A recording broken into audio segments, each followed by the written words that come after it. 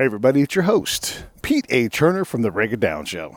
And I am excited to introduce our guest. But first, I want to say a couple things about a co-host from today.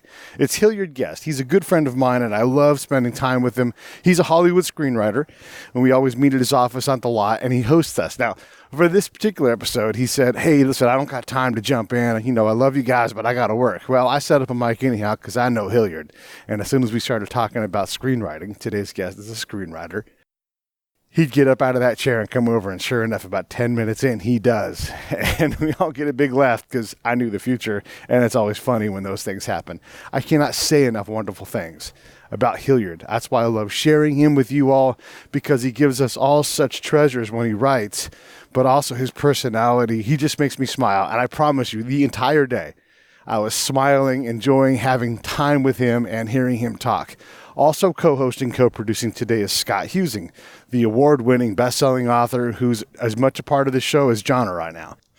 It's always fun to have Scott out on the road. We have such a great time, and these are like life-rewarding experiences. So hopefully you all hear that when we go through today's episode with our guest. Get this.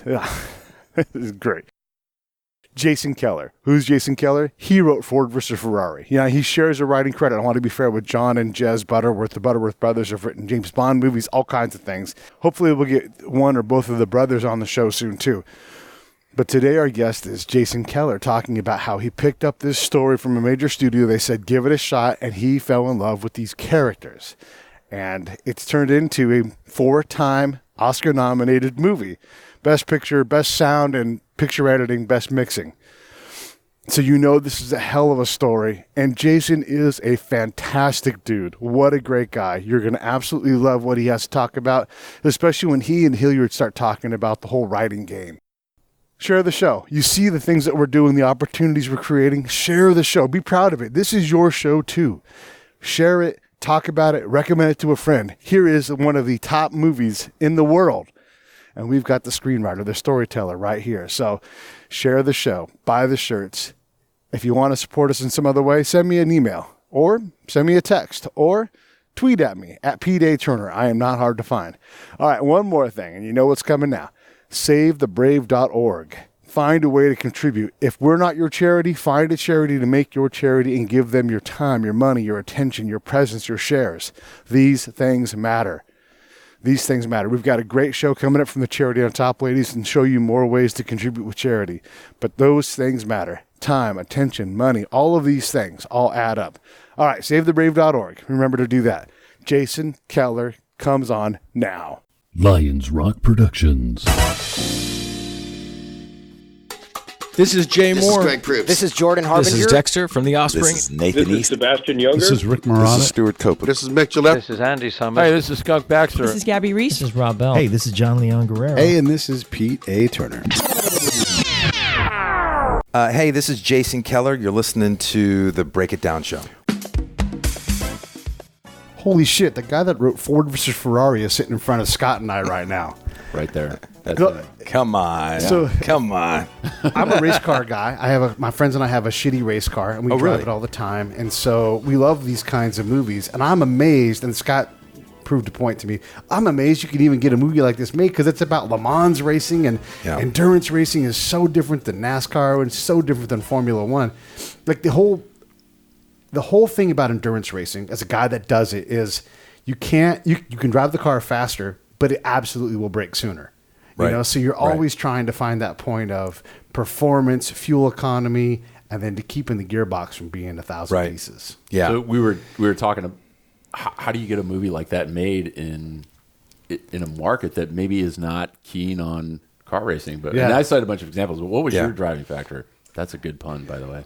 Oh, that's nice. That was a I good caught pun. that. Well, I mean, I also want to talk to you about being an actual race car driver. Okay, I mean, well, that's kind of, I'm a writer who wrote a movie about race cars, but you actually have raced race cars, which I haven't done really.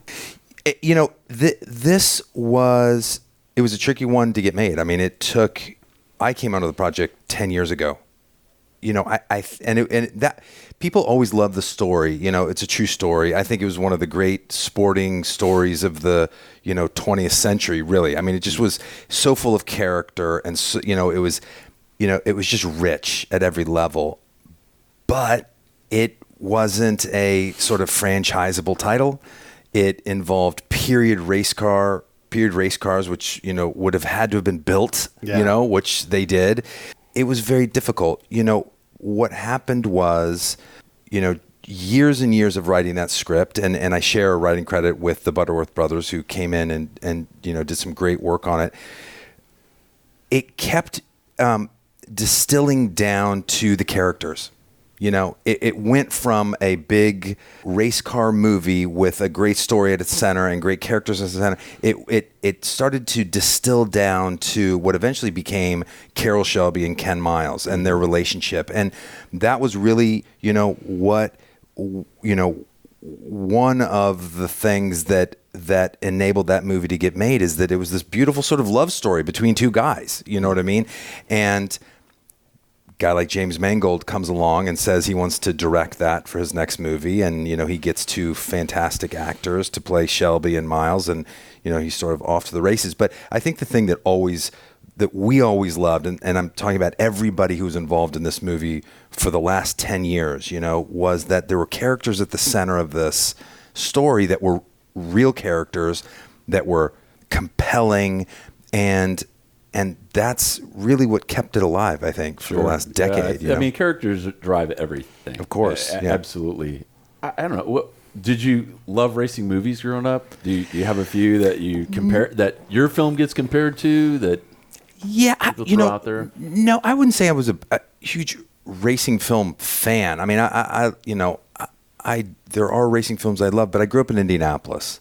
So, and my grandparents lived in Speedway, Indiana. So, I think I went to the Indianapolis 500 first time when I was maybe 9 or something like that, 9 or 10, and have been to that race so many times. I mean, it's just part of my growing up is trekking to that race every May and, watching those cars and feeling the thump of those engines, in my chest. So to say that racing's in my blood is not true, but it's in my history. You know what I mean? And I think it's anybody who's from Indiana, which is where I'm from, knows that come May, you are a racing fan. I mean, you can't escape it. That's really a big ticket item out there. So oh, it's huge. Yeah. I mean, just the state shuts down for the month of May, and everybody looks at that. So, this story kind of spoke to me because it sort of reminded me of growing up in Indiana, I think.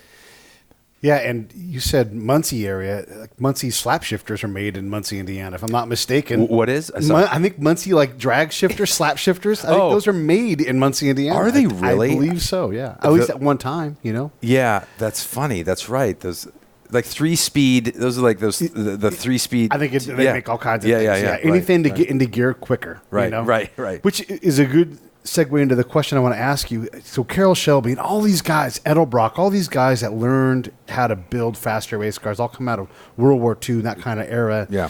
And they just had this they just kept pushing cars and developing new things. And Caroll Shelby is, like, on our race team, we have a guy, Dave Montoya, and he's sort of our Caroll Shelby. He understands what the car needs to do. And if he says we're going to race, then we're going to race. And if he's not bought into it, then we're not going to race. You mean if the car's ready? The car, get the car ready. Like, it's always impossible. Everybody's got lives and kids and not enough money. And then at some point he'll say, this is going to happen, and then we all can buy in on it. Caroll Shelby is that guy in this story. And he's a force of nature. He's a great race car driver. He's a visionary, but most importantly, he's a leader. And he's from Texas, so he's just so fucking American. You nail it, right? I think, at least. You don't make him tropey and I'm really going to get damn, it's going to happen. Right. But you come right up next to that point where you really can believe in this guy, and he's not too much. Right. Which anymore he would have been too much. Yeah. I think that's true. And that's a testament to Jim Mangold and Matt Damon. I think if anything, we pulled back on the real Caroll Shelby. For sure. Right? I mean, about it. He was an impresario. I mean, this guy was bigger than life, and I don't think you could have put that on film the way he really was. I don't think anybody would have believed it. He was that kind of a character. Yeah, fascinating guy. Just a fascinating guy. I mean, as a race car driver, you've grown up with Caroll Shelby. Sure. Yeah. Absolutely. Yeah. I mean, he was so viable when Ford was done with him.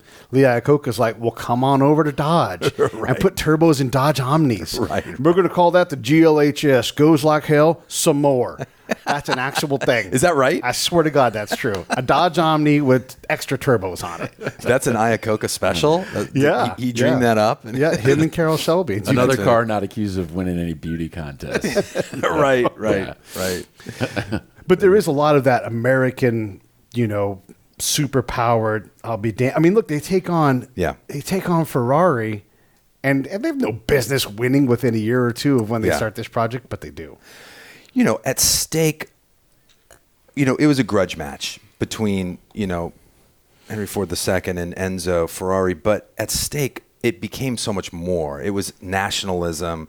It was really a moment before globalism started to sort of take over. I mean, this is Henry Ford II's opportunity to sort of expand into Europe, and there was just an American spirit behind this story and this moment that was undeniable. And I mean, hopefully that comes out in the movie. It certainly was a point of inspiration for me in sort of digging deeper into the story. It's just how quintessentially American the story was. It was. And you said, you alluded earlier, 10 years into the project. So when did you first sink your teeth into this story, and then talk a little bit about that process and the research that goes into this? Yeah. Because when people sit down and watch 90 minutes on the big screen, right, they see 90 minutes. They don't see 10 years, if that's what it was. So what was your...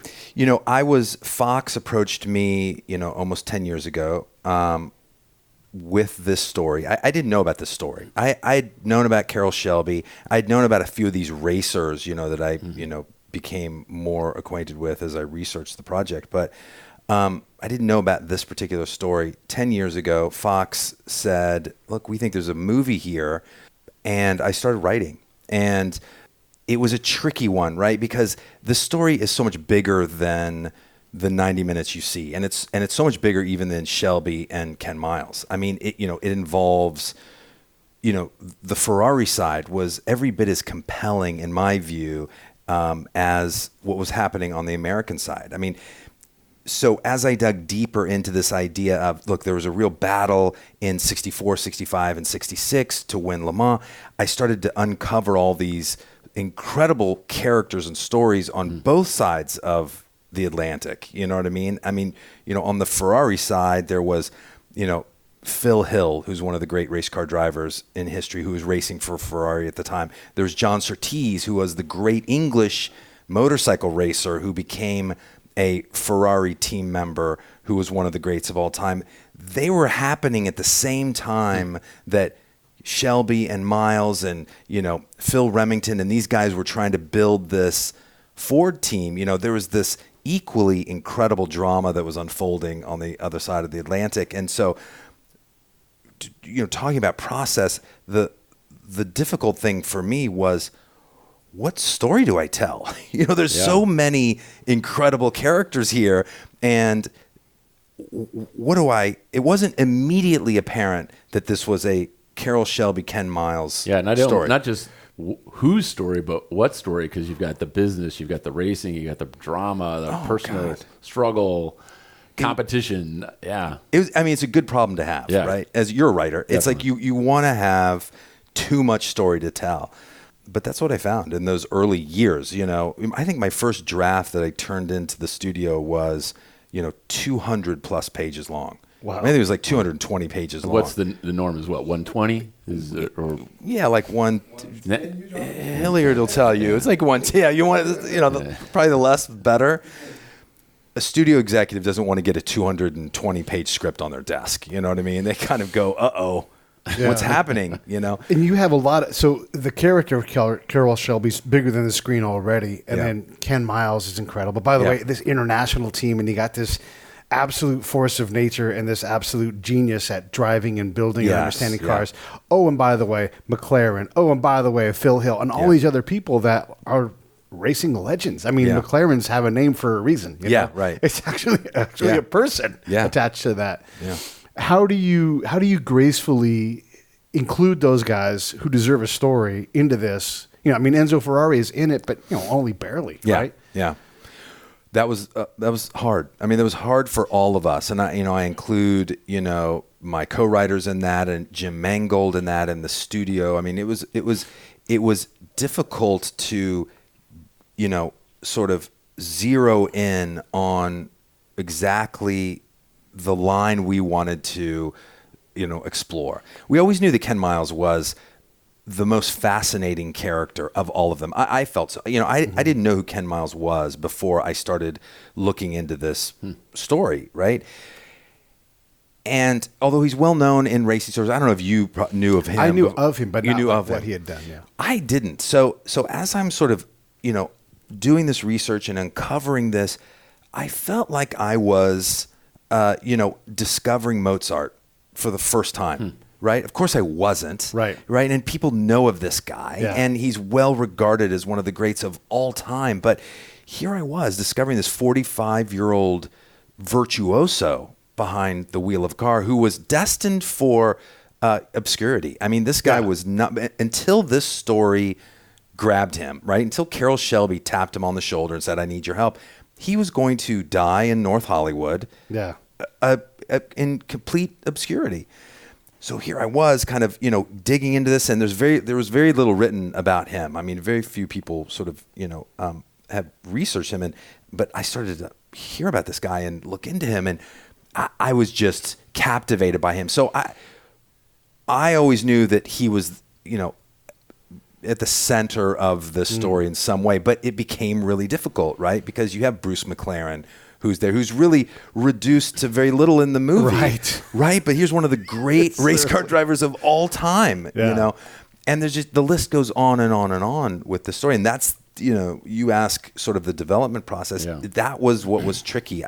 It was hard for me as the first writer on this for years to jettison characters and storylines, because as I got deeper into it, I just had such profound respect for these names that I was becoming familiar with and what they had accomplished. It became really fucking hard. I find you become a disciple of different cultures and communities that you know nothing about, and then you jump into the water, like NASCAR or racing or religion or whatever it is. You just get immersed into which starts as kind of a cool idea, and then it develops into a research project. Then you're like, I got to tell that story. And there's so many stories you want to tell. And I'd like to tell McLaren's story. I'd like to tell Shelby's story.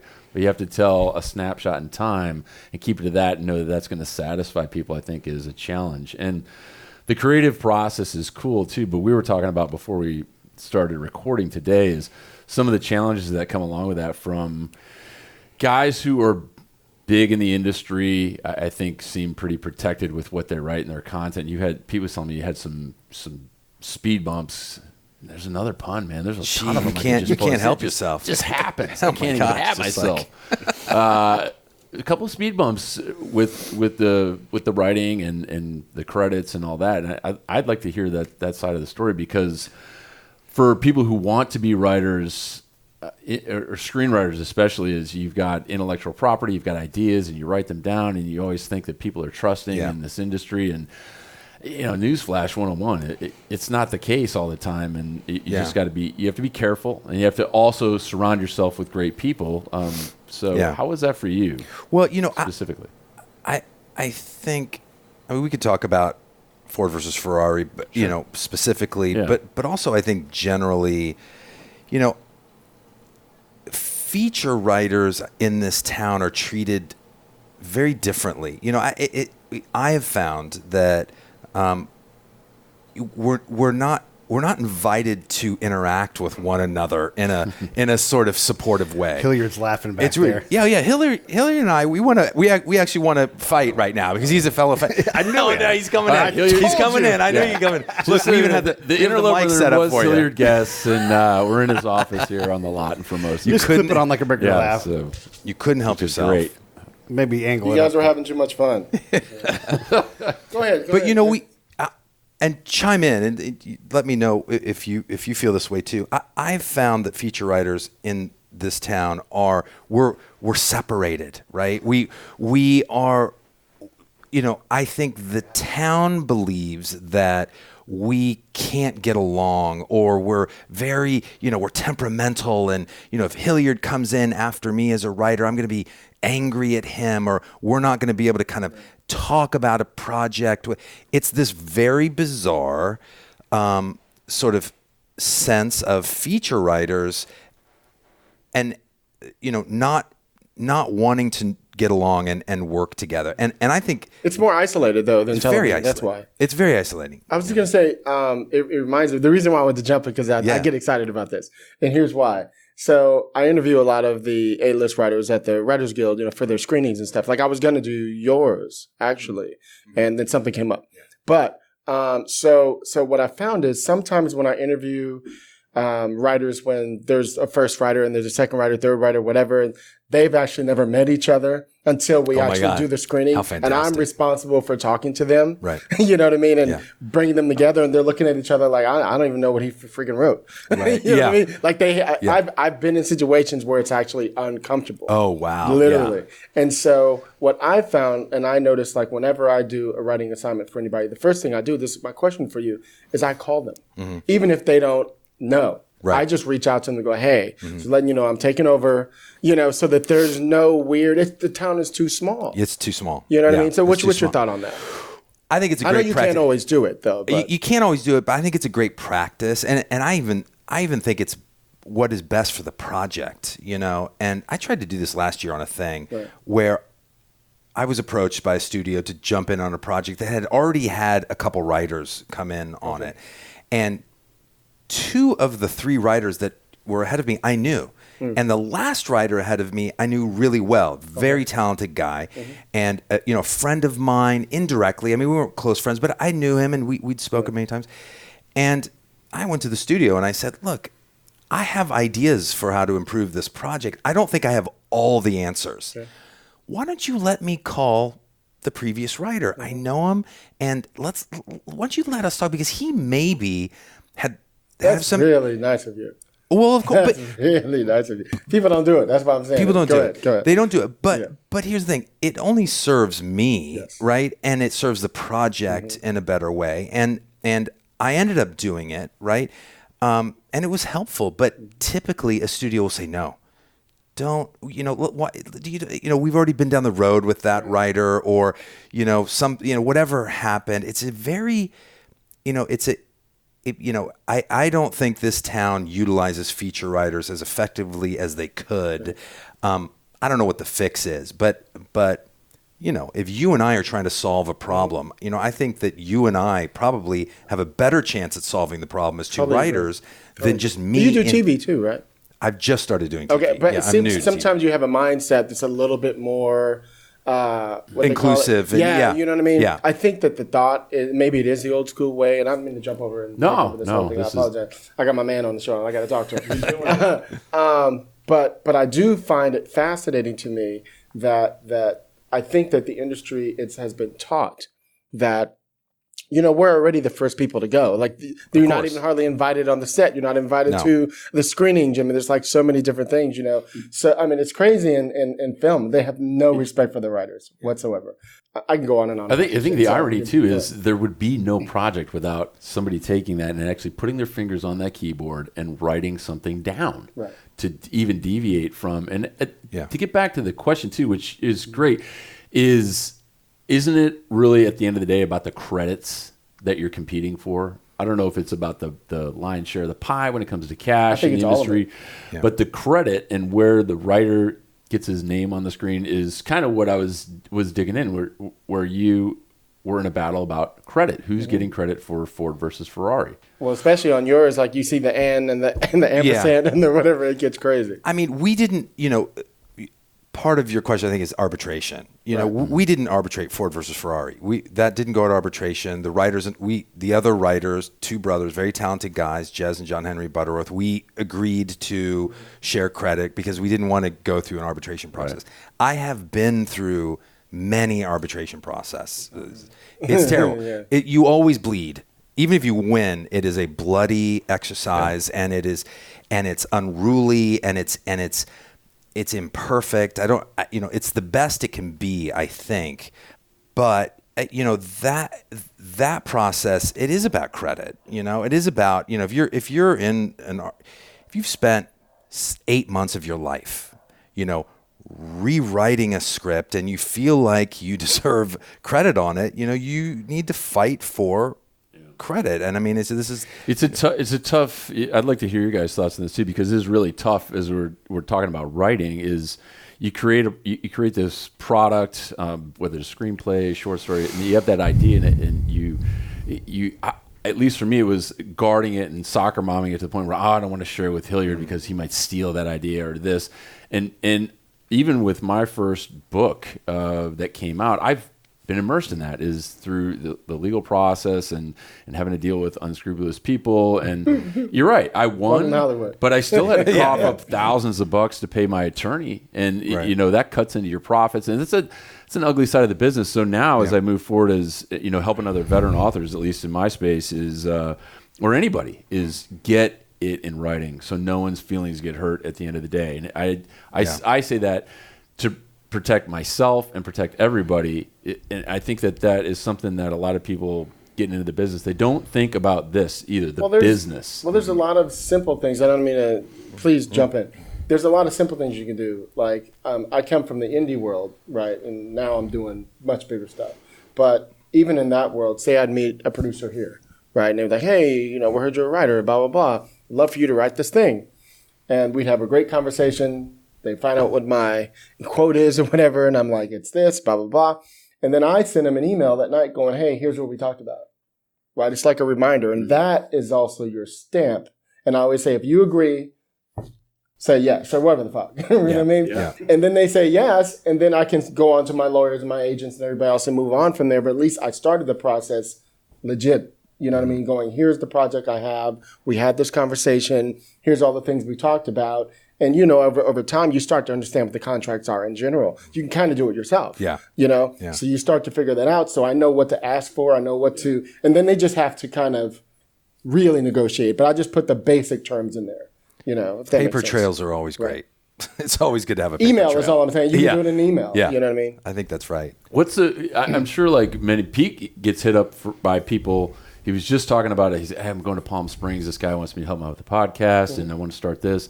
I'm sure you guys get inundated with people sending you emails and saying, oh, yeah, I want to write a screenplay. What's your threshold from some friendly advice to, well, this isn't a hobby for me. If I'm going to give you notes or I'm going to expect credit. Well, I mean, it's a good question. I love writers. I'm supportive of writers. I love talking to writers. I love the creative process. I love talking to authors, painters. I love those kind of people. I love, anybody who's sort of willing to kind of be vulnerable and put it down on paper or on a canvas. I just love that, right? If you're talking about somebody who's sending me a script, and it occasionally happens. I mean, to your point, Hilliard, it's like I do have to be careful about what I'm. Now, if this is a close friend, it doesn't count, right? But if somebody I meet, and a couple times a year, somebody might do this. They might get my email and send me something just in my inbox. I am very careful about not reading that or calling them and sort of having a talk with them about it, because it's just to your point, you just want to, and your point, you just want to be very clear about what you're getting into, and you have to be very careful about that. They assume once they sent it to you that you did look at it. They assume it. Yeah, it's you true. know what I mean? It's I true. get about 100 of them a day from my company. I mean, it's crazy. It's and true. they just assume that you read it. So I have to say, we do not solicit, solicit, blah, blah. You have to make sure you say it, you know what I mean? But every blue moon, you'll read something, you'll be like, actually, that's a good log line. That's pretty good, yeah. Well, I also love when people, I like it when people come up and say, I have this idea for a movie. It might not be a great idea, but occasionally it's like, that's a really great idea for a world, and if it is, I'll talk to them further about it and see if something happens with it. But, you never know where the great idea is going to come from. Yeah, what a great chat, by the way. And I told you guys that Hilliard would not be able to sit. Well, I just want to say this, though. Check this out. Backing up on what you were talking about, I think that newer writers, I'm sure you agree, newer writers have this thing that, we don't want anybody to see it or whatever. Whereas all of us who've been writing for years are like, read it. I don't care. I'm not, not worried about it at all. Yeah. No matter who gets it, even if I didn't register it yet, I'm just not even concerned because it's all about execution. Yeah. You know what I mean? He's an amazing writer. I read the script. It's amazing. But I'm like that. I like to know what's going on and how did you do the action? How did you describe the driving scenes? Blah, blah. And so for me, his execution is different than mine, right? I might take some stuff from his because like the way he, does this little cool move or the way that he describes this or does that. But the way that we might open the script may be different. The way we might introduce the characters, the movement, the transitions, all these things are different. So for me, you can take my idea, you won't be able to execute it the way that I can. And that's why I don't worry about it. And a lot of my other friends, you probably feel the same way. You just don't, I'm not worried about you. You know what I mean? Mm-hmm. And where I got that from, and I think you've heard me talk about this, Pete, before I ever had an office, I used to be at the coffee shops in West Hollywood, at the gate freaking Mecca here in West Hollywood. I used to sit across from Lance Black when he was writing Milk. And this is something he says to everybody, so it's not just my story. But he talks about, I used to always ask him, where were you? And he's like, I was in San Francisco, working on this, researching Milk. I'm like, isn't there like 3 other movies on Milk? And he's like, yeah, but nobody's going to do it like me. Right. Like he was so confident. And it reminded me of what I'm talking about never being worried about what everybody else is doing. Do your shit. Such good advice. And he said, you got to be first. He's like, I'm going to be first. Right. And he was. Well, that is so important. Right. You got to be first. Right. Yeah. But no, I think that's great advice. It's like, you want to, it's such age-old advice, but it's what is pulling you to write that particular story. Let me ask you this, right Jason, then, too, when we're talking about Ford versus Ferrari, this thing in the industry about doing market research, before you laid your hands on the keyboard and started doing the research and all this, was there a component saying, well, what other movies had been made about racing? No. So you did not repeat that? Or you just know when it's coming out of you, like Hilliard was just saying, like it's going to be through a completely different lens.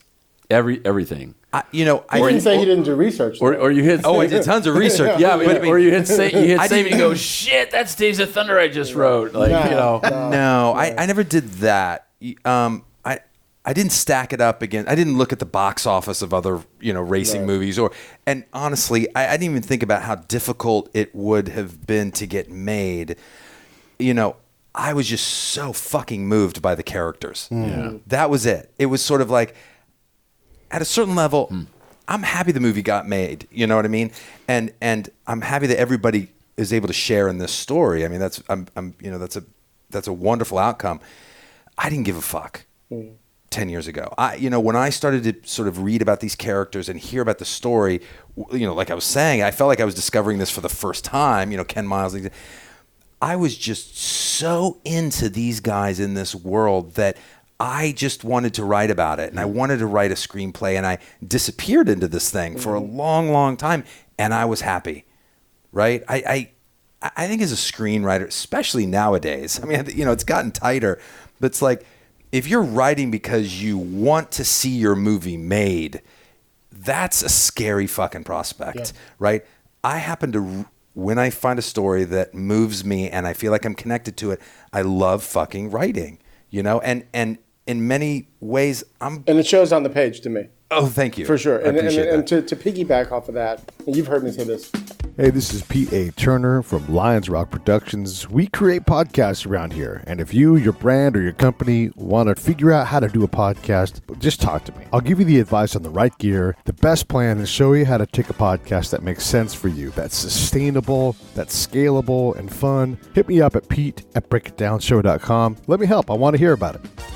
Oh, thank you. For sure. I appreciate and to piggyback off of that, and you've heard me say this, I've interviewed on my podcast and other podcasts, the Writers Guild podcast, over 300 different people. And every single person who finally got to their big break was with a story that everybody told them not to write. That's so every true. single person. Yeah, and it's usually like that script that took them 10 years to write or whatever. You know what I mean? Sure. Oh, it's so true. Talk about that. That's a good. Yeah. Sorry to cut you off. Go ahead. No. Well, I was just going to say, I was a working writer for a decade before I had something made.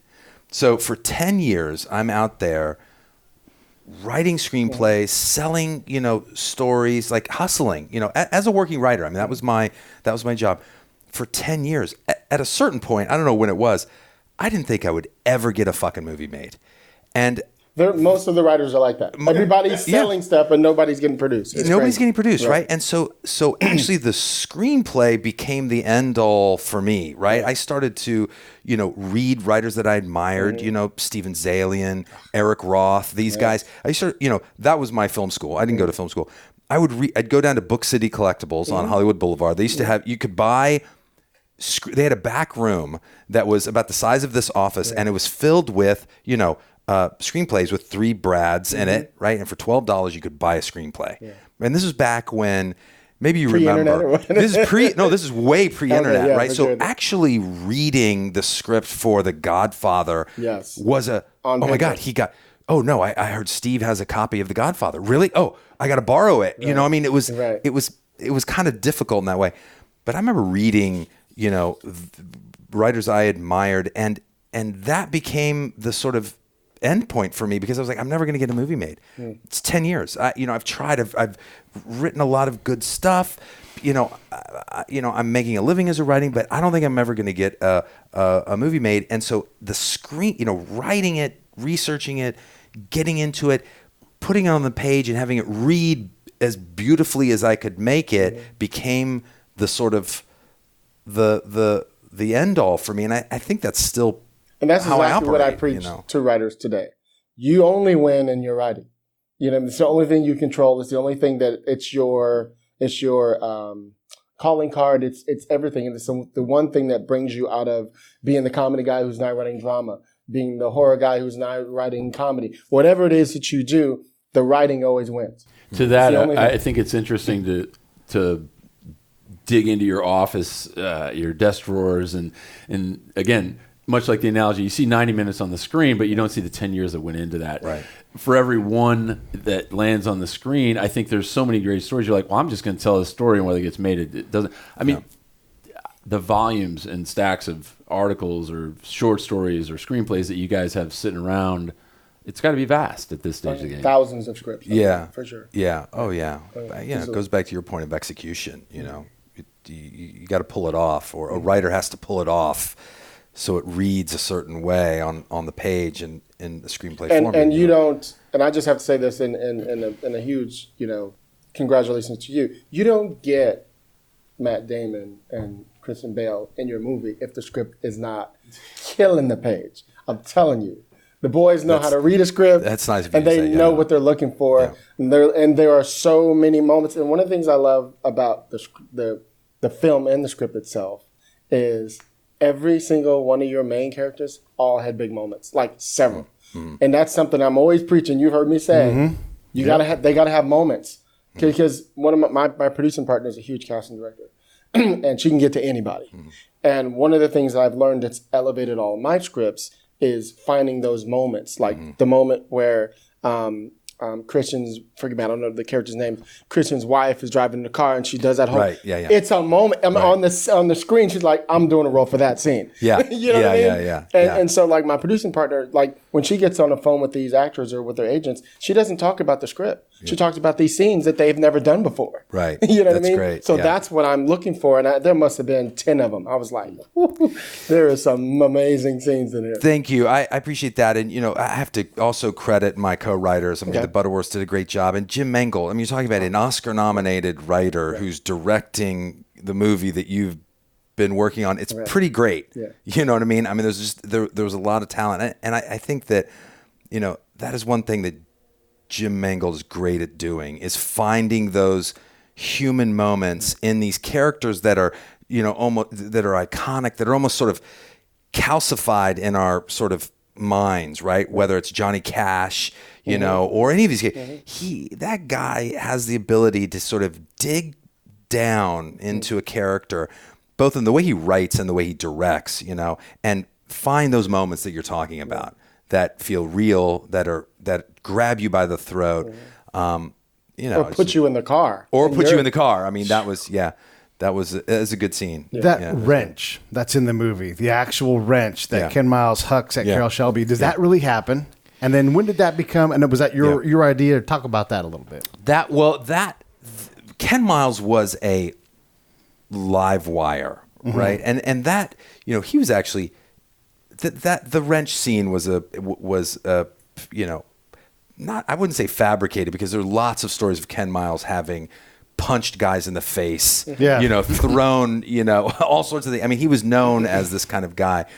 I think we even pulled it back on him, really. I mean, this guy was known for, if an owner of a car disagreed with the way he set up the car, he would drill him in the face, right? I mean, this is why at 45 years old, Ken Miles, who was the best of the best, I mean, this is, even drivers and mechanics of that era at the time who were, if you were to have interviewed Bruce McLaren in 1963, who's the best of the best? He would have said Ken Miles. Right. Somebody you don't even know. Ken Miles. Tell everybody what Ken Miles did in World War II. He was a tank commander. So, it's the tolerance level for bullshit is zero. Zero. Like, you're not a Nazi, so guess what's going to happen? You're going to get punched in the fucking mouth. Exactly, yeah. I mean, you're talking about a guy who was a tank commander in World War II, who was one of the first guys, his battalion, I think, liberated Auschwitz first. Oh, Jesus. Yeah. Maybe it wasn't Auschwitz, but I mean, imagine with this guy, exactly right. The bullshit that this guy would put up would be zero. Zero. Right? Yeah. And he operated at a level that nobody understood. I mean, there are so many stories about Ken Miles that, Bruce McLaren, any one of these guys would take a car out, and that car would have a top speed, whatever. That car would have a top lap time of 1 minute and 37 seconds, right? Everybody would just say, you can't beat 1:37. Ken Miles would take it out and do 1:32. Yeah. Nobody knew how he did it. I mean, they talked about him having a near mystical connection with the machinery, right? He was able to just coax out. I mean, you're a race car driver. You know what it is to drive a car to the limit, right? Yeah. That's when adhesion to the track ceases to exist, This guy was able to go right there, and then that half-inch past it, but as talented as he was a fucking asshole by all accounts. I mean, he just really was insane. Can I just back up on something you were talking about earlier you were talking about the wrench, right? So, Pete, the wrench, whether it happened in the scene or not, is actually, when you're writing a historic movie about something that really happened, you still have to have a license to make it a movie. Because what happens in real life isn't always that interesting, right? So that sounds like one of those classic scenes. For example, I had a writer here the other day come and pitch me this project. She was talking about this scene, and I said, oh, it's interesting you have that one scene where the two girls are sitting there and they're having this conversation about the father. I said, but it's not dramatic enough because the father's actually they don't realize the father's actually standing behind them listening to the conversation. And she went, oh, well, it really happened and he wasn't there. I said, that's the problem. Right. You know what I mean? Yeah. You're not thinking cinematically. You're thinking what really happened in life. And most younger writers write that first script and they don't know how to pull it out of them, make it like you write your book. You can't just describe it exactly. You have to turn up some of the energy and the action, and you know what I mean, to make people go, ooh, because real life is long and boring, so one wrench equals 100 asshole moments. Exactly. Exactly. But you talked about it. It's like when you start, if we're talking about true stories, when you start to step into these true stories and you start to, become sort of full of what's happening in this whatever world you're uncovering, and you start to meet these characters, you do start to feel like you have to honor them in a way, right? The stakes become really high. So it does become, you're absolutely right. It's like you have to take license and make, something cinematic but then you also battle this other thing where you're kind of going, oh, I want to tell this story in a true way. I want to be honest about this because I'm dealing with Ken Miles, or I'm dealing. It's a big figure that everybody knows about. It's difficult sometimes. But the mechanics and the guy putting air in the tires and the parts guy, they've probably got their own stories that are equally as fascinating that bring everything to fruition. But it's going to be hard to sell a movie about the guy that put the tires on the car, or even feature they're in there, but you have to. you do have to have those emblematic moments. I think that's pretty difficult when you've got so many people in your story that are so fascinating that you run into along the way. Well, I failed. I mean, in that my first draft was 220 pages long. I was it's a total. I remember my agent was like, he got it, when I sent it into the studio, and he called me right away. And he was just like, but I mean, what the fuck? You can't do this, man. I was like, I know, but dude, just read it.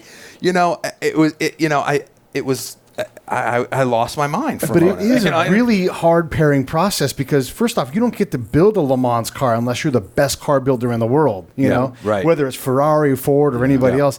You don't get to drive that car unless you're the best fucking driver they can find at that specific thing, which means there's 25 guys on that entire grid that are at that level, and everybody else is secondary. So you have all these incredible people. By the way, 3 cars from Ferrari, 3 cars from Ford. I mean, all these people... They're all the best at what they do. Best at what they do. Yeah. And then there's Ford, the guy himself. There's Ferrari, the guy himself, and all of these egos you have to manage. But then the real antagonist is the track. Yes. This is you can have love it. You can have personalities clashing, and you can have Henry Ford II and people Leo. cheating. You can have but the real antagonist in this movie always was the fucking track. I always thought of it as 8.5 miles of just fucking a dragon that everyone was trying to slay. So that's that. Yeah. And what I kept thinking when I was watching the movie? I was sitting there with my husband. I was like, so they're in these cars for all this time. Is there no music playing? Is there no... That's a long fucking time. Yeah. Right. I mean, maybe now. I know. Well, the cars don't break down now. Okay. They can run easily for 24 hours at top speed, But you're right. I was thinking, I guess you probably need to hear the sounds too. Yeah, you're talking to the car all the time. Like you're listening for the tires, like in squeaking versus screeching. Like there's a difference, right? And then, you're listening to like how everything works. And if you hear sounds, now like in our car, it's modern times, we can communicate back with the pit and say there's something happening, and then we can sort it out. Right. But back then, it was all on the driver. And if you come in and it's something that you don't need to come in for, that's a lap. Right. And you can't give away laps. Yeah. So it is a really, that's why there's just no time for music or anything like that. You're trying to squeeze every ounce of speed out that you can and efficiency. So it's really, to be able to do what Ken did and to know the car that, like Niki Lauda from the Formula One, same thing, where he had the ability to drive at the elite level, but also engineer at the highest level. And that's why he was successful. Yeah. Yeah. I guess and I want to jump in on you too. That's a good point too, is the safety difference between 65 to 75 or 65. I mean, 10 years before this movie's made, James Dean is dying on a interchange just a little bit north of here in a car with no fucking seatbelts. Yeah, that's great. Well, that's the way, that was the other thing that grabbed me about this era of racing, which I knew very little about, that up until really, well, in many ways, Ken Miles' death was instrumental in sort of people talking, the industry talking about safety, It wasn't until 67, 68, really Ralph Nader, before people started to really understand that the different numbers, but 25% of professional drivers died every season. Wow, 25%? 25%. So you're talking about 1 in 4 drivers that started a Grand Prix season, right, died by the end of the season. Wow. In the late 50s, early 60s, mid 60s, you know the statistic. Yeah, for sure. It wouldn't be unheard of. As a matter of fact, it would be a shock if you went to a Formula One race and you didn't see a driver die. Really? This is what happened back then. I mean, you're talking about no seat belts. You're talking about car designers and manufacturers who didn't give a shit about the drivers. They were looking for what you're talking about. Total efficiency, speed. They didn't think about, impact, zones and ratios and all. They didn't care about that. Enzo was the worst, by the way. I bet. Right? He in his view, drivers were just puppets that he sort of put in his beautiful cars. I mean, he thought of his cars as alive, his drivers as just replaceable. Yeah. But there was no, not even roll cages for a long time. Not even roll cages. Well, it's funny. I was thinking about that because in the opening, Matt is driving that Porsche, yeah. But even all the other, none of them have a top on them. Yeah. And then later on, everybody has the tops on them. It seemed with most of them. And I was just like, wow, do they driving that fast with no tops, no belts? The Grand Prix start, where you have your hand on the wall and then you run to your car. They're like, you know what? Fuck that stupid idea. Like that moment of racing to no. Let's get these guys fastened in with helmets, real helmets designed for actual racing, not just like something. So is that gone? They don't do that anymore? They don't do that anymore. No. It's just not worth it. Like, what difference does it make in a 24-hour race if you get to your car a tenth of a second faster than the next guy? It's such a French idea. Yeah. Just this incredible little flurry in the beginning of a race. Like, let's have these guys run across. The bull ride. But safety. I mean, that was that auto racing. Prior to 1967, 68 or so, it was gladiatorial. These guys, and I think that was the thing that always fascinated me. I don't know about you guys. I don't put my life in jeopardy often. You know what I mean? I'm a writer, I live in Los Angeles, but these guys, there are people, firemen do that every day in this town, and policemen, this happens, military, but these guys chose to get behind the wheel of these death machines at a moment when the technology far outpaced safety ideas. I mean, these cars were going 160, 70, 80, 190 miles an hour, and if they crashed, they would just incinerate. I mean, there's just no chance. They did it over and over and over again. Because they kept making them lighter and lighter and lighter, so they were just That's right. That's right. Yeah, they take a lot of the structural metal out of it to make it lighter. Like, you don't need that. You don't need that. Yeah. As long as you don't hit anything, you're great. What drives a guy to do that? I mean, that was always fascinating to me. It's like, what? It's in their blood. Yeah. Those guys that do that. Any community. You could use so many great analogies, but you talk about how small this town is just with writers, or in any population, producers, directors, actors, pretty small communities. In the racing industry, what's your career path to get into that? Most people on the outside in the public think, I could never be a NASCAR driver. I mean, it's the same I could never thing do with this. with but writing. there is a path. But that population, I think, of drivers in each, Le Mans, Formula One, Top Fuel, whatever. I mean, but they're all rock stars, and everybody wants to be one, though. So and they're so small. Yeah. It's just like writing, though, for you guys. Who in their fucking right mind would come here and go, I'm going to make movies happen? Unless you're really entrenched in the community, you don't know who any of those people are. I mean, the circles that I'm fortunate to roll in with Pete, we go up to interview friends of mine who, like, let's just use Tito Ortiz. You know, the top ranked MMA fighter. Tito immediately. Yeah, absolutely. Yeah, I mean, I've been to his house. Like, he's a great supporter of everything we do and veterans. But if you want to sit around and talk fighting in UFC and started dropping names, I'd be like, I have no idea who that guy is. No idea. I don't like bone up like, great fighters, and then I roll into Tito's house for his birthday where I'm like, hey, Tito, so what do you think of that? Because I look like an amateur. Right. Yeah. That's a good point. Yeah. But again, that's the same thing too. Like, you want to get into UFC fighting or some kind of freestyle of fighting. If you knew what it took to get there to the very top, and the chances that you're not going to ever make it, you're just going to get your face kicked in for 5 years. Yeah, you'd be like, well, fuck that. I'm going to do something easy. I think as a writer, though, you guys could talk to this. I think that's really what's fascinating, that people who are afraid to write or to share that and get into different communities, by telling other people's stories, I think you get entrenched in those communities, and I think it's illuminating to me. I'm always fascinated. Yeah. Pete scares the shit out of me.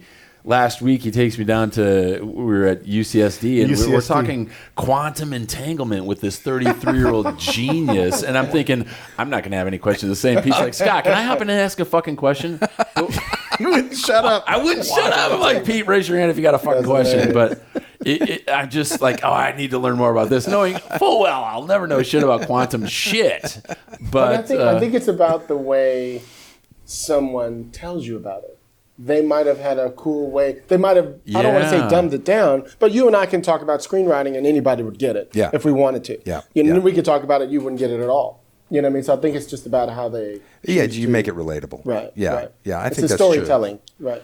I don't know anything about quantum physics, really. Very little. If they be mixed in religion just to make it even more terrifying. Oh, God. It's like juggling with knives blindfolded. That's a rough one. I got to listen to that podcast. It's crazy. Well, I think what's cool, you hit it on earlier too. You say like, I didn't go to film school. I didn't go to, you don't have to. Yeah, you don't have to. I think because that's kind of, I don't know what that spark is where you're driven to like, I'm going to start writing. And it may be shit. And I write a lot of shitty stuff too. And there's a lot of stuff that doesn't get published. But I don't know what that catalyst is to say, I can do it.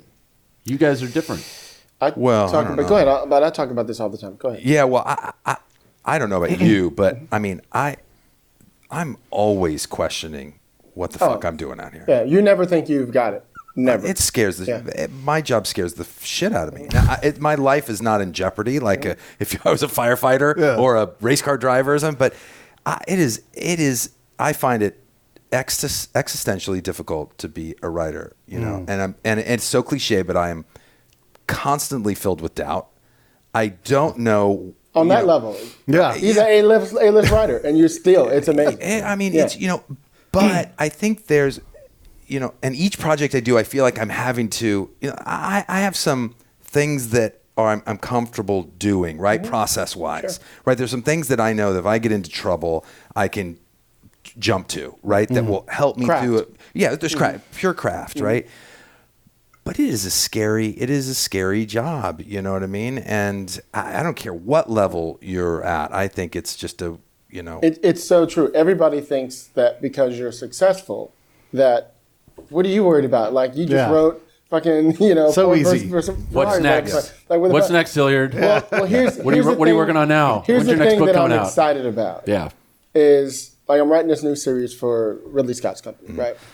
And I got the job and I was all excited, and then I went into that shit. I don't think I could do this. Yeah. And then I went, what if of course I could do this because of it. And when I realized, and I put out this tweet, and a bunch of people chimed in on. And I said something like, you're doing the right project when you have a little bit of fear and a little bit of excitement. Yeah. Because if you're like, I got this, you're not going to have fun. Yeah, for sure. You're not going to be like, man, can I do this? And the anxiety sometimes is the thing that keeps you moving. You know what I mean? Yeah. And it pushes you through it all. And that's why it takes 10 years sometimes. So a lot of it is, I don't think I could do it. You know what I mean? Sometimes. I think that's so true. Yeah. I mean, I think also, I don't know how you do it, but when I get to that oh shit moment, which is always at some point in the project, I might start a project feeling very confident, and I'll hit that moment deeper in the project. But I always hit that moment. Absolutely. I think it is. I got to turn it on Friday, so I'm sitting there going, I don't know if this is going to be ready. Trust me. But I think that's that for me. That's that moment, that oh shit moment where I go back to the basics, like what, like why am I doing this movie? Like what is that thing that moved me in the beginning, or that that grabbed me by the throat when I first heard, I think it forces that. You gotta, you do have to hit that oh shit moment. And then hopefully you go back to that, I hate to use the word, that pure place as someone who's an artist, you know what I mean? But you got to get to that place. And I think you don't get there with hubris or confidence, or, you get there by sort of being vulnerable and, that's how you step into that place, and that's where hopefully you find the cool stuff. And you don't always, but. And I was just going to say to you, is that in regard to you were talking about like gaining confidence or something earlier about people reading your stuff or whatever. I always tell writers, this is what I was saying, I talk about this all the time, is there are, speaking for screenplays in particular, right, there are a lot of competitions out there. A lot of them aren't good, and some of them are good, right? There's 5 or 6 of them that are the best. Right. I always say this. Because people are like, well, how do you know when it's ready? I'm like, well, if you don't have your tribe, your group of, I'm going to send it to Jason, let him take a look, see if it's ready. Right. Send it to Pete, whatever the hell it is. If you don't have your cats around you that are going to help you improve before you send it to your agent or your reps or whatever, your tribe is now sending it to Austin Film Festival to see how you do. Yeah. That's the best advice. And you send it to these competitions, and you spend $30, $40, $50, whatever the fuck it is, and you place. If you place, Or if you're a quarterfinalist in my family, then you know where you are. And then you go, okay, I'm a quarterfinalist in this. I still got work to do. Right. But I was a quarterfinalist in the best one. Yeah. Right. So I wonder if I sent this to final draft, how it would do over there. Right. Yeah. You send it to final draft and you place. Yeah. You know what I mean? That's how you start to guide exactly where you are sometimes. And I've talked about this so many times with young writers about that's how you do it. If you don't have your tribe because you're not in LA or New York or somewhere else, that's how you can do it. It's just to see. Put it out there. And if it doesn't place, you're still got some work to do. Yeah. Pete certainly says I sent sample chapters to those in my tribe too. And Marines, we will eat our own for breakfast. So if my guys would have read any, that's an honest group. That's an honest group. They'd be like, Scotty, this sucks. Hit the brakes. Do not send this to an agent. Do not. No. Right. But I was really lucky to do exactly what you said, and I love sharing that advice because. Had I not sent to guys like Bing West and Ollie North and just a ton of other guys that would have been totally unvarnished with me, but they said, when I get a guy that's written 10 books about war and he says, hey, can I send this to my guy at Random House tomorrow? Exactly what you want. Yeah, please, please, fucking please. Yeah. And Random House didn't buy it; their loss. But I think that you guys just said something that's. I think more the norm, and you've met so many guys, and I always like to hear examples of them and name drop too, because we've interviewed some guys who are kind of fearless in the regard, and I'll use Billy Ray, who's a good friend of mine, who is fearless about I can do this, I get this, I'm fucking writing, I don't tune into the internet, I spend 20 minutes for lunch, then I'm back writing, and he is just, you've got the whole, and you got to be disciplined. Absolutely, for sure. And I think that there are a lot of great examples, but I don't think the self-doubt and the fear escape anyone at any level. And I can say that from my perspective is any level of being in the military or any firefight or battle or level of command, there's still fear, but it's what you show. And it's all about great examples like you two to inspire people to continue doing it. How important is that in what you do to try and pass that back on? To inspire the writers. Absolutely. Well, I think it's super important, but I also think it's self-serving. I mean, when I talk to other writers, I don't for a minute feel that I have, any more or less information than they do. I often learn. I learn from anybody I talk to. I mean, any fellow writer I talk to. Self-serving or self? Well, I'm no. Well, both. I'm going to talk to Pete about podcasting. No, but both, because self-serving in the sense that if I'm talking to another writer and they're sharing their process with me, there's something I may pull from their process, right? I'm go, oh, that's really cool. You talk about reading screenplays and grabbing things, the way people sort of put things on screenplay. Of course, right? We probably all steal over from Zalian. Something of them. Yeah, we probably all. It all probably comes. But so it's self-serving. It's also gratifying. But there is. I love writers, and I really do think of artists. What the discipline is doesn't matter to me. Yeah. I could learn how to be a better writer talking to a painter, right? And talking about that person's process. In my mind, there's no difference, right? So I love sort of talking to anybody who is pursuing a creative life, because I think that creative process is the same all the way around. So, I love it. I mean, it's funny you bring up being in a firefight. And excuse me for the analogy of a firefight and writing, but when you get into a problem, it's the same, right? When you get into a problem with writing, I found that it is about moving forward, right? It's like that's the thing I would tell any writer who is maybe starting out. And we all get there to a point where you're like, oh, I don't know what the fuck to do, or this idea that I had isn't working. It's always about moving forward, right? And trying different ideas or talking it out with your tribe, or just getting up in the morning and doing the work every day. And you move through those little things. I see too many writers who they start off full of confidence and inspiration, and it's good stuff. And then they get to the midpoint of a screenplay and it's that rocky moment and they just shut down.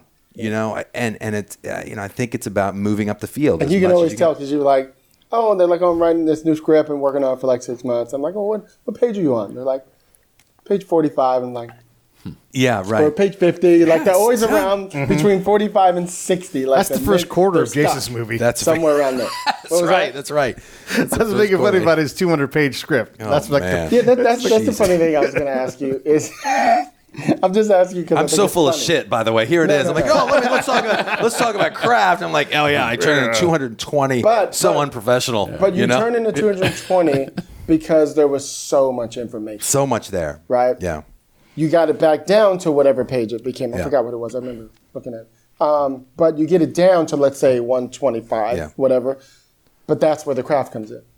Yeah. You know what I mean? You just had to get it out. Yeah. You know, you had to tell that whole story to go, oh, okay, let me focus on these 2 characters. Instead, I had 4. Yeah. Let me focus, you know what I mean? Oh, yeah, I did. I had to work it out. I mean, I couldn't solve the problem of which story to tell, so I just kept moving. I always felt that story would have been a better TV show. I mean, I felt it was a 10-hour, you know, HBO limited series because it was that good. You know, all the other stories that got dropped were so good. Sounds like it's still not too late, though. Maybe. I don't know. Maybe. Since it came out, it did good, and maybe there's an opportunity. I mean, your movie that you wrote with everybody else obviously included in it, you know, inspired me to go back and watch Adam Caroll's documentary, go read. Oh, the 24-Hour War. Yeah, and just all of that stuff because it was just so rich. And so I wanted to make sure I say that because it was really fantastic and I really enjoyed it.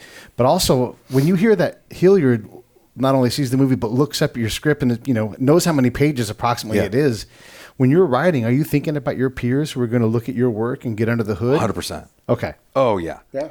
Because I do it too. Card, so of course. But I do it too. I mean, I you know, I'll you know, if I see a movie and I love the movie or a writer that I particularly admire, I'll get everything that they write because I'm wanting to see sort of, you know, what you were talking about. You see the growth too. Yeah, and how they do things and how do they handle that and so for sure and I think that comes from not having had anything produced for 10 years. Yeah. Right? It became that 100 something shifted. Something shifted finally, but it became about that 115, 20 pages long. I really looked at a screenplay as I thought my lot in life was this will just be all you'll ever get to experience is writing a really good 120 pages that you feel good about. So I just that was it. So I do read screenplays now like people maybe read books, you know? I mean, I really... Did you see Ford versus Ferrari? Yeah, the screenplay was so much better. Right. That's what these fucking guys say when they're like but you know what's funny? Hanging out, drinking coffee. I tell people all the time. I wish. I actually read scripts and I actually skip over a lot of dialogue. Yeah. I'm fascinated by how people write the descriptions and how they write the actions and how they transition. I'm looking at that and when people read my script, they're like, dude, the way you... Man, it was like, bam, page 1, I was in. Yeah. Then you got the bottom, there was a big explosion. It's like, whatever, like I know how to, it should be pretty on the page. Well, you know, I'll tell you, a guy who, you know, I don't know if you've, read a lot of Eric Roth stuff, but man, that guy changed the way I looked at screenwriting. Okay. When I started reading, you know, like you, I'm just always reading people. When I read my first Eric Roth script, and this is one of the great living screenwriters right now. I mean, this guy is just the best, you know. The way that it was prose, you know what I mean? The way he described a scene. And lean. Eric earlier was. Oh, he was dense before. He was dense, yeah. So I mean, he would describe a scene, you know, that fit in a novel. I mean, it was that beautifully written, and it changed the way I looked at screenplays. You know, because they can be pretty dry, right? Screenplays can be really basic, but a guy like Eric Roth, Alien's the same way, right? You read him and Ray, suddenly you're like, oh, this is literature. This is beautifully written. How is this scene described? Is beautifully, and they talk to you, and they talk to you, and you begin. So that, you know, when I started reading those guys, I was like, oh man, this isn't just a blueprint. A screenplay can be a wonderful piece of writing in and of itself. That was a cool thing. Totally agree. I was going to say one last thing. It just so happened about 6 months ago, I listened to, there's a podcast called Business Wars. Have you heard of it? No. They did a whole thing on Ford versus Ferrari. Oh, really? Dude, it's fucking amazing. Business Wars. Yeah, Business Wars. Wow. Check it out. It's amazing. That's great. It's amazing. Cool. Hey, man, thanks for coming on the show. Thanks for having me. Did you have a good time? This was fun. Yeah, good. Love it. Perfect. Yeah. Where do people go to find you? At Social my media? house. At my house. Probably just- No, Do not give your address out on the app. No, I'm not on social media. No? I don't do that. Lucky. They can call Pete. Yeah, there you go. Break it down show.